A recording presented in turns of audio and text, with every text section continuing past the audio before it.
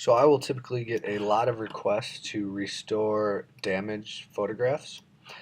Something similar to this where you've got rips and tears in the photo and you want it to look like new. A couple things I'm going to show you here is how to get rid of the tears and rips, and then how to add a white border, because a lot of photos will have that nice white border around the edges, especially the old time photos. This one's pretty straightened out.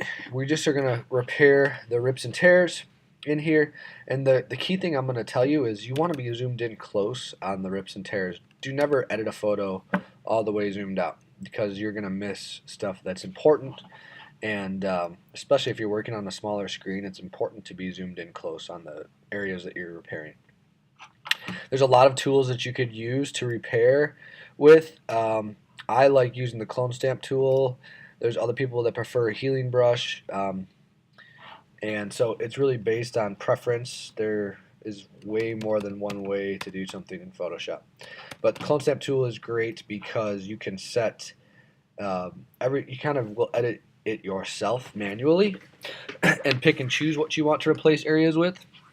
So the key thing with the clone stamp tool is to choose a brush size that's similar to the area that you're going to be repairing, and then pick a hardness that will blend nicely with the rest of the photo. Typically, I would say your hardness should be down, and the rip should be generally a little bit larger than the brush size should be generally a little bit larger than the rip that you're repairing. So the way the clone stamp works is you can have two modes on this. Capture, which is done by holding down Option, and as you can see, my mouse changes there. So when I hold down Option and go to an area I'm capturing, so what I want to do is capture a good part of the picture and replace the bad part of the picture. So typically when you do that, you want to be matching the color scheme that you're replacing. So you want to get as close to the rip as possible without capturing that part. So I'm going to Option click right here, and as I move my mouse over, now it's showing me what I'm going to be replacing or painting with. So whatever I clicked on, I can replace that over the scratch. And the key thing I would say is the fewer clicks the better, the more realistic it's going to look. When you're going to have to Option click every time you go to a new area. So like right here, I'm going to try to match the angle of the hair and click right on that edge there, so that when I move up, I know I'm going to be, filling a good spot in there. Again, when I zoom into his hair right here, I want to Option click and fill in and try to make it look as natural as possible.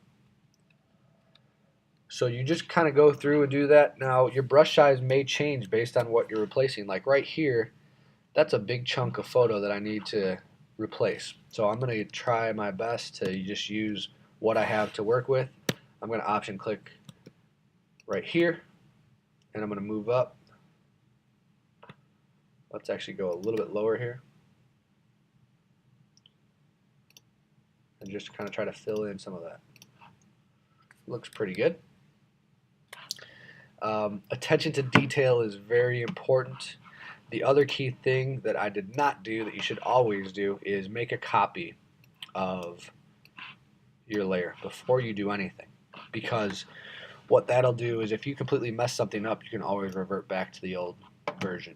So always make a copy of your layer before you start editing. Now, if I wanted to do a white border, pretty simple.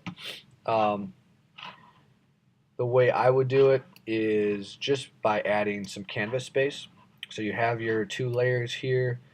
Your image is a specific size. If you want to add a white border, you just go to your canvas size here, and you can say, I want to add, if you're adding a 1/4 inch to each side, you want to add a 1/2 inch in total so that it adds it to both edges. And you can choose what color you want that to be, and boom, there you go, a nice white background.